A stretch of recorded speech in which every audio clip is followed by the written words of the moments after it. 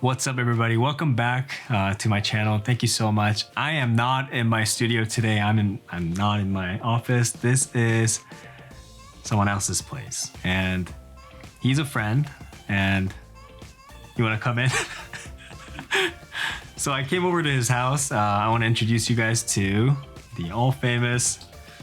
I'm here because I have a red. Yes, exactly. That's why I came, just for the red, anyways. What? Wait. Why are you so? Why am I so? I'm literally taller than you. Yo, we have the exact same stool. You're taller than me. Man, my upper body is like what? I'm gonna use some pillows to match height here. That is so strange. Cause you're like an inch. You're 6, right? Yeah. Yeah, I'm 5'11", and. Oh yeah, there we go. That's better. I'm still taller. When I was younger, I was so short that my mom ordered this like, Oriental tea. That's probably what it was. Yeah, she told me like if you drink this, it will get taller. And it was one of those like really sour, like healthy tea that's supposed to like make you grow. And then I think it only grew my upper body. My short legs just stayed the same, and then my upper body and my neck started like growing. The tea never made it to your legs. So long time ago, about like 2.5 years. Long time. It's a long time. Yeah, 2.5 years ago, we were all doing our own thing, freelancing, right? Yep. And then Matti Haapoja posted a video saying, "I'm hiring an editor." And then I remember like I would type in #HireMeMatti and just search it like every day. Yeah. I think 3 times a day or something, just to see like how people do it. Checking every video that was uploaded. Yeah. See who's my competition. Yeah, and you were actually one of the very early. Yeah. You were so quick. I had my video up the same day Matti had his videos up. Yeah. I could see that immediately. So you were actually the first person, and then in your video, do you say you're from Ontario, Barrie, Ontario? Yeah, I think I said it was from Barrie. Yeah. So when I heard that, I was like, oh, what the heck? He's a local. Because it's hard to meet people who are local. And a lot of the, I think people who applied for that were from US. Yeah. Or like from a completely different country. But yeah, so when I was like, whoa, this guy's from Barrie, and then I went to your website, and you had like crazy, like, what do you call it? Like portfolio of your freelance work. You had a red. I was like, man, this guy's legit. And I thought, man, I just got to reach out. So I like DM'd you on Instagram. Yeah. I was like, hey dude, like great video. Like, I think you're going to be the editor. Like, that's awesome. And then I still wasn't really thinking about like applying. But then, man, I think I can get some exposure from this hashtag. Sorry, Matti. So I wanted to use that hashtag and make a fun video out of it. So I uploaded it as well. And yeah, from there, we kind of like talked about camera here and there through DM when like Sony A7 III was coming out. I was like, are you buying it? And you were like, no. No, I'm broke. Oh, I didn't. At the time, it kind of felt more like, I have a red. Why would I buy an A7 III? But I bought the A7 III. That's the same thing with Kirk. When Kirk posted his thing, he's like, I'm from Markham or something like that. He was a local too, so I reached out to him. I only reached out to a couple of local people saying like, man, that's cool that you make video and you're like close by. Yeah. Because being a creative or being in this like, video making industry, it was hard to find friends who have the same interest or who does the same thing that lives around you. Yeah, totally. Yeah. I mean, like when you did freelance, like are your, local friends, did you have a lot of friends who... I don't think I had zero. I literally don't know. Like, there's nobody who is at like the same place I was when it came to like freelancing and the things that I was interested in. The only place I found friends was literally on the internet. And I mean, it's really about it. Yeah. I mean, it's really hard because sometimes you want to talk about how difficult it is to make one video, or you want to ask questions, and none of your friends especially when I started doing YouTube, I ended up like finding like a YouTube community of other people who were doing the same things. Like you weren't even doing YouTube at the time. No. So like, but you're still like in that circle. But our friend Franco, like we made like very quickly built a group of friends that were just interested in the same stuff. Gaming brought us together. Yeah, literally. Film did not bring us actually specifically Call of Duty, because it was when it came out and we were all playing it. And yeah. Actually, I have a story about that. So I obviously subscribed to your YouTube channel, and then later the top 5, you know, was chosen, and then later you won, and then you became Matti's editor. I subscribed, and one day a notification popped up, and it said "Quick Scope caught." Like montage or something. I was like, what the heck? I thought he only does like filmmaking stuff. I click it and it's one of these like crazy. Do you have the montage still in your computer? Oh, I probably got it somewhere. Maybe you can send it to me or something. It's still on YouTube. It's just unlisted. Yeah. So maybe you can like send me that video. Videos. Okay, that's good. So you can watch this. Like, look at that. That's how crazy he's good at with his quick scopes. He uploaded that, and that's when I bought the COD and I was just playing it. I think it was like at the first week when the game came out, and you were like playing it. I was going ham. When that game came out, I went ham. Yeah. So I immediately DM'd you and said, "Yo, you want to play COD?" Hopped on the same server, and then we started playing together. Yeah. I played a lot, and we played a lot, and then even Franco, right? Yeah. We got together through Valorant. Valorant, yeah. Valorant. Sorry, my Asian accent.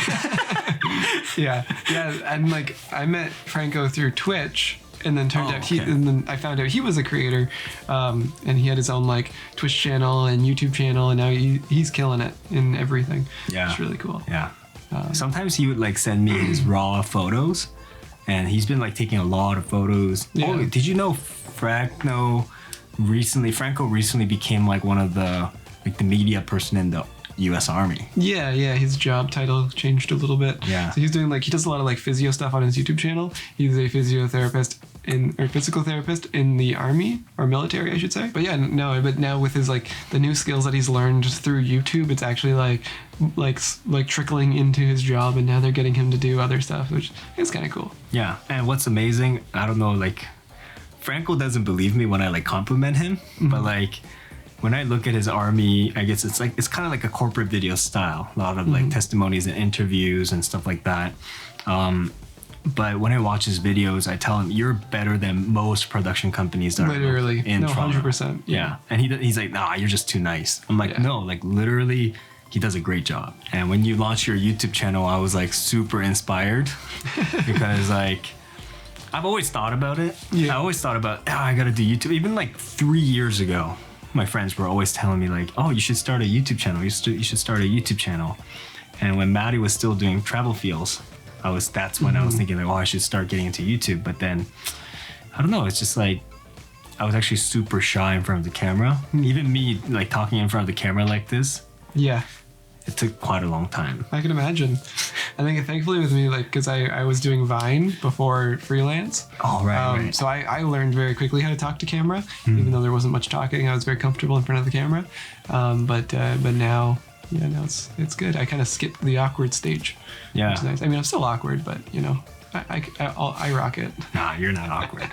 But like, even when I visited you in this office and we were like setting up these lighting, and then you were like, oh, I should post this on a story. Immediately I was like, oh, shoot. And then he's like, all right, so I'm here with my friend Daniel, and he brought these lights. It's pretty cool, man. And then he like points the camera at me. I'm like, yep. Cool. You still have that footage? Probably deleted it. No, because it was in the Instagram. Yeah, but like, but even then I like froze in front of the camera, and that was like what, like August? Yeah. Yeah, so I practiced a lot. I just like set up a camera in my basement. I would just talk and talk and talk just to get comfortable with it, because I'm more comfortable behind the camera. I was never comfortable in front of the camera. So totally. Even now, like I feel really uncomfortable. I'm acting as if I'm really comfortable, but my back's sweating right now because I feel very nervous. Yeah, but like even like coming back to like the like community thing, I saw a TikTok this week. Yeah, TikTok. And it was like this kid being like I think it like I guess he like left whatever he was doing and decided to like go meet up with like a group of friends, and they like traveled to like, I don't know, the country or North America or something. But he was saying like he figured out like what brought happiness, and it wasn't like doing like being the best at something or having all the best things. It was being in a community, a group of people who are all passionate about the same thing and who are after like the same goal, and that's what made him happy. Yeah. I think even when we're playing Call of Duty, we weren't the conversation we had while we were blowing up people's head and their bodies with grenades and you know, AK-47s, we were talking about filmmaking. Yeah. And like what to shoot and how to shoot things and how to do audios. Or I would ask him a lot about like editing softwares, and yeah, while we were like killing people, we would talk about filmmaking. Totally. I think that was what made me really happy as we were killing people. This is a really weird way to say that. You don't play Call of Duty because you're passionate about killing people. You play COD because it's like, I don't know, it's fun to do. It's challenging, you know, like, like it's just no, but like all jokes aside, like I like really enjoyed playing games with you because I could talk about filmmaking, whereas I don't have a lot of friends around me. I have one friend, one really good friend that does video, and I can talk about him all the time, talk about video making with all the time, but other than him, like I have nobody else. Yeah.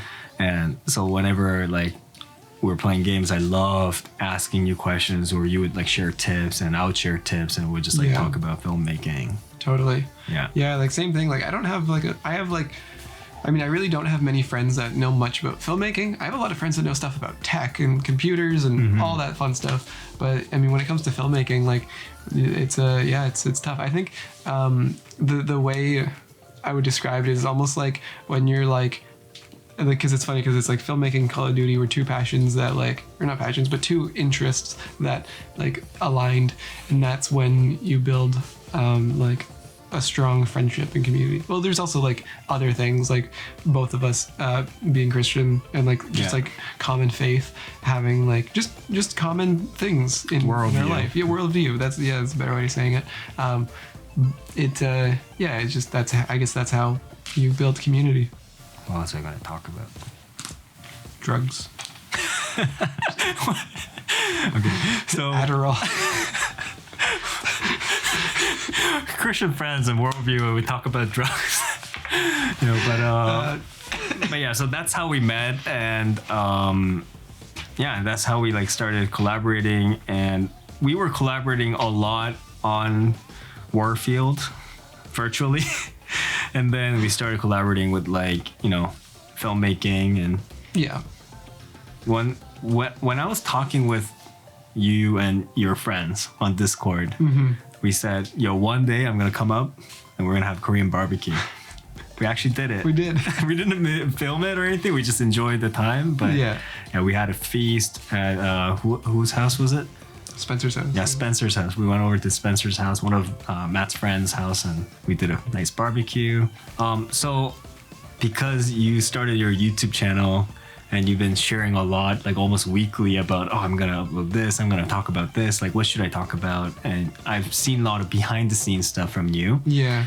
And that's when I realized, man, this isn't some like easy job, right? Like I thought it's easy, just like make whatever you want and just upload it and people love you for it, and that's like the best thing. And when I saw the behind the scenes, I was like, oh my goodness, this is actually a lot of work. Yeah. However, it kind of like really inspired me, so I wanted to start as well. So I actually uploaded my video like last week for the first time. And I was That's exciting. Yeah, but remember I was like, I'm gonna do weekly uploads. Yeah. Not happening. Yeah. I don't know how you do it, man. You do like 2 videos? I do one. I was doing 2, but like it's actually insane. Like the fact that Matti puts out like 3 videos a week on his own is unreal. You know what? You know what I wanted to do one day? What's that? I wanted to interview YouTube's wives. Visit their house. YouTubers' wives. Oh, that'd be hilarious. Like a doc series of what's it like, a creator's wife series or something. Yeah. It's like, how is it? Like how, I don't know how, I mean like Matti must have like a very supportive wife who like really supports him and loves him for what he does. Yeah. Because I mean, thankfully my wife supports me as well, so she understands when I'm making videos and going out to film things, but I know that that's not easy, especially when you have kids. So yeah. I think like one of my biggest goals would be to have Clara, my wife, stay home like full time. She could just be a home wife and rest. Yeah, and like she can do whatever she wants if she wants to, like, I don't know, volunteer somewhere or put her time into things that she actually cares about. That would be like my main goal with the YouTube channel and like everything. Like that's where I want to get to. Yeah, So, I mean, that's I don't even want to be rich. No, I mean, they say like after you like cover all your needs, there's no happiness after that. Like, you know, Yeah. it's like what, like depending on what state or province or country you live in, it's like after like between $70,000 to $100,000. After that, it's pretty meaningless. Yeah, yeah. And just working with a lot of like millionaires in my previous jobs, Right. a lot of rich people yeah. are miserable. Yeah. There's a saying in Korean. It's not a good way to say it, but it can only be translated in this way in English. Okay, I have to swear, and it's you eat more and you shit more. That's the saying in Korean. It's basically saying the more money you make, more Yeah. stress you have in your life. True. So I mean, like, who goes into filmmaking anyways to make money, Yeah. right? Like, you learned that Vine could make money later after you started Right. making videos, right? Yeah. Like, you weren't like you. How old were you when you started? Like grade 7? How young do you think I am? Mine didn't exist until grade 7. Okay. No. No. Like grade 12. Grade 12. Okay. Grade 12 is when you started. No, like before 7 years ago, maybe. maybe before Vine, didn't you still do like After Effects stuff? Yeah, I was still like since grade 7, I was making like After Effects, like learning After Effects and Yeah, little VFX videos. But no, Vine came out like the summer of 2013, which would have been my like second to last year of high school, and then last year of high school doing Vine. Yeah. But yeah, exactly like what you said. I didn't start Vine to make money. I started Vine because I thought it was fun, and then all of a sudden, like you realize, like, oh, I can actually like build an audience here, and then the money wasn't even like the forefront. It was like it was just like it's something you kind of run into, and then all of a sudden that starts to take over the main. Like I guess goal of the it takes over the main purpose is what I should say. Yeah. And then before you know it, all your videos are sponsored or ads or whatever. It's just the way it goes. Yeah. So I am starting my YouTube channel. Yeah, I honestly put a lot of thought into it, you have. but then when I actually executed and did it, it was not easy. Right. It never goes as planned. Yeah. Sometimes I shoot a whole week and I edit it. I'm like, I don't like it. Yep. I just dump it. I just scrap the project. So for a person like me or people like me, if you were to give me some tips on Yeah. YouTube, like what kind of tips could you give me? I mean, like the biggest hurdle for everyone starting YouTube is starting and keeping it going. Like starting is the first step, but making the second video, making the third video, the fourth video, that is where it's going to get very difficult. The only way to really get anywhere on YouTube is to get past that. That's the first stage. That's the first stage. That's the first bit of advice. Second bit of advice. So I have a friend right now who is just starting YouTube. I didn't even want to give him too much advice because I don't want to overwhelm him with like advice. I want him to just hit the ground running, just keep doing what you're doing. And then maybe down the road, once you like kind of get comfortable with that, then start giving advice. So like for one thing, it's kind of like this balance between entertainment, value, and quality. If you have two of those three things, your video will probably do well. And if it doesn't do well, you just got to keep going and move on to the next one. But always keep those value, quality, and entertainment in like as part of your video. That's a really good tip. I think like Tyler said something really similar, but one of the other ones that he said was like consistency, Right. or something like that. That if you have like quality and value and stuff like that, you don't have to be as consistent because people. I think Tyler was saying like people know that after the third week, like if it's every third week or every bi-weekly upload, then they know that it's gonna be a good video. What would be some like other tips for like beginner starters of YouTube? Well, title and thumbnail are everything. So if you're starting out, you want your video to be as broad as possible. Don't make, for example, I found a YouTuber who did a very specific video about writing code for Red cameras, and nobody's gonna find that video. Although it was really well done, it maybe had 200 views. If you want to build an audience, you have to be as broad as possible. And then once you build that audience, then you can start to narrow it down and make videos for the different niches, I guess. Yeah. Once you get your channel going and you start actually like building an audience and you're pretty consistent, people are watching your videos, don't be afraid to like jump into like a ton of like affiliate programs. Like you want to maximize your opportunity you have, and people don't mind if you have a bunch of links in your descriptions to like different products and stuff. Like that's okay. But if you want to do YouTube like professionally, you need a lot of different like sources of income, and those affiliate links are definitely going to help you out. Although you don't have to be a big YouTuber to start making money on YouTube. Like Franco, really? no, like Franco, like obviously if you want to make AdSense, you have to be a big YouTuber. But like let's say you bought like for example, our friend Franco bought a chair, and he made a video about a chair, and he's actually like making like good money off that affiliate link just because he like talked about like his opinions on the chair. That's true, because it's a really nice chair, and Yeah. they didn't even send him one. He just No, he bought it and then just made a video, and then they Yeah. were like, oh, He was like, what can I put on my channel that's kind of gaming related? And it's a gaming chair. And I guess there was a big market and people wanted to like learn about the chair. Yeah. And I guess he sent a lot of people who were not subscribed to him to their website. other than like title and consistency and content and value, what other tip would you have for people who are like starting out? Don't spend too much time thinking, spend more time filming.